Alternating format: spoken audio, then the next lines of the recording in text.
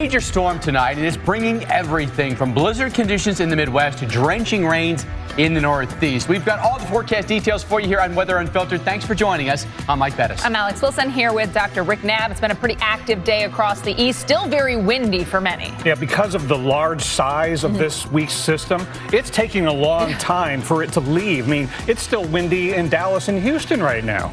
It's pretty incredible, the amount of real estate. Yeah. Let's be honest. No, it's not particularly nice. You know, areas that are really having a tough time tonight, some of the most populated areas in the country. We've got New York City, we've got Philadelphia, we got Washington, D.C. And that's what we care about. Virtual view of New York, and not great out there at the parks or other locations in the city. It's not been a great day, you know, walking between those buildings, too. You get the winds really picking up, so pretty miserable Wednesday for folks, especially here for the second half of the day. Now, we've got the airport issues, a ground stop at LaGuardia, big time delays at both Newark and JFK, moderate delays for Philadelphia and for Reagan National. Dulles, BWI right now doing okay. Boston doing okay currently, but remember, rain and wind still in your cards for the evening.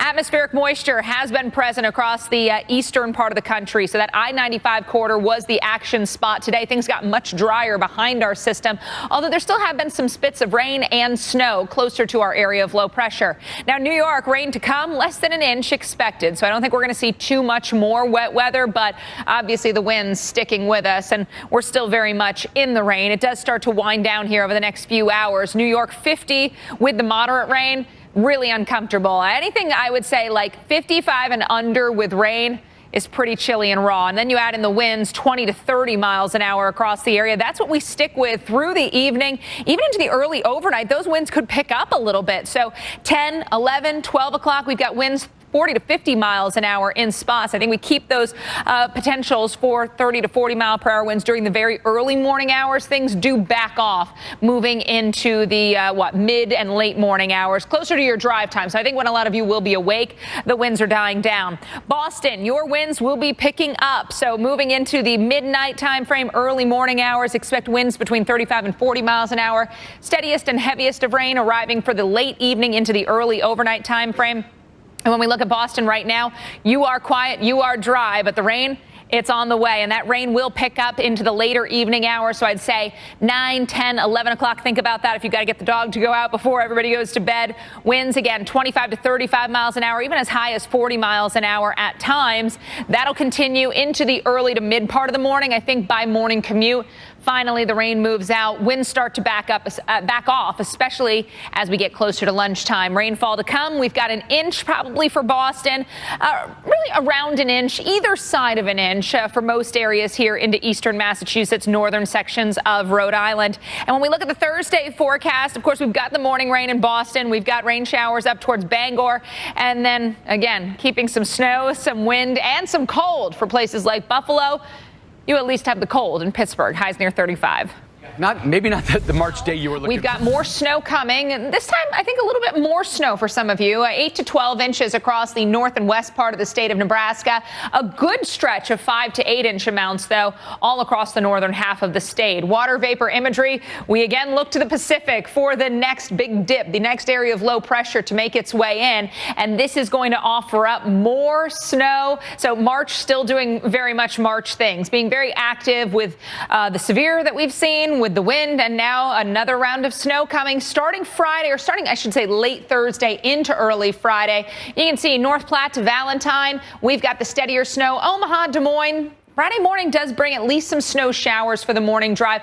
It's a relatively quick hitter. It will just bring some decent snow farther out west, where we, keep the steadier, more moderate snowfall rates going for longer. Places like Des Moines and Omaha, obviously lesser amounts because it's generally snow showers for you. I think Des Moines probably right around an inch. Same for Omaha, but the bigger totals off to the north and west. Minneapolis, you're still running a deficit, nearly 2 feet below average. Omaha, almost a foot below average. It had been a pretty slow start. Now you've picked up, but North Platte also running about 10 inches below average. You'll get some more out of this system.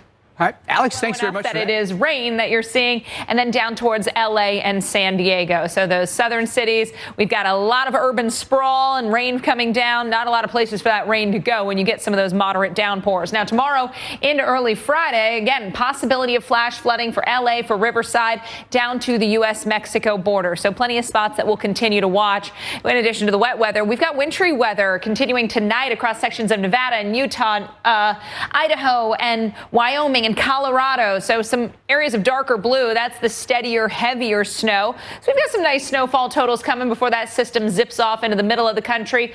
For the end of the week, start of the weekend, we'll keep some four corners, wintry weather. And of course, you can see more lurking offshore. So more systems into next week. When we look at the rain still to come, not going to be huge totals. For most areas, an inch or less, all we're going to be seeing, but some 1 to 2 inch amounts down towards the San Diego area. So something to watch for there. That's why we've got that at least slight risk of some flash flood problems. Now, drought monitor, latest check. It is those Southern California spots that honestly do need to see the rain. So it's not poorly placed rain. It's just, unfortunately, sometimes it comes with these rain events also bringing the flood event. But ultimately, LA and San Diego could use a little bit of rain, as well as parts of southern Nevada into the state of Arizona, Mike. Yeah, we would definitely welcome that rain. And the waterways. We've got western snow coming. I showed you what was happening in San Diego, Los Angeles with the rain. That system is bringing snow to sections of the mountains, Lake Tahoe included. 36 on Tuesday.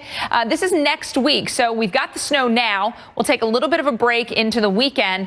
And then next week, our system's arriving to offer up more opportunities of snow. So I showed you what we've got in the short term. You know, some of those 5 to 8+ inch amounts. Meanwhile, next week, we could again be measuring feet of snow, some 2 to 3, 3 to 4 feet totals in the highest of elevations across the Sierra into the mountains of Idaho and Wyoming, Oregon. I don't know where I got Oregon or Wyoming from Oregon, but I did. Oregon, you've got some 5 to 8+ inch amounts, and over into Wyoming, very little totals expected for you.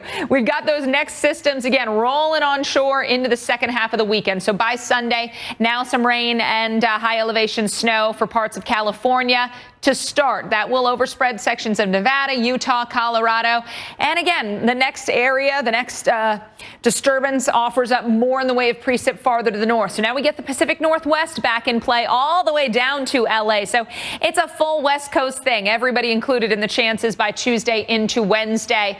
Wednesday especially looks to be a pretty active day for the western U.S. So rainfall to come. This is again Sunday through next Wednesday. So not counting what we're seeing right now, some 2 to 3 inch totals up through Northern California. I think for an LA 1 to 2 inches, for a San Francisco 1 to 2 inches, Seattle same for you. Snowfall to come across sections of the West, highest in those areas that love to see it, the snowpack.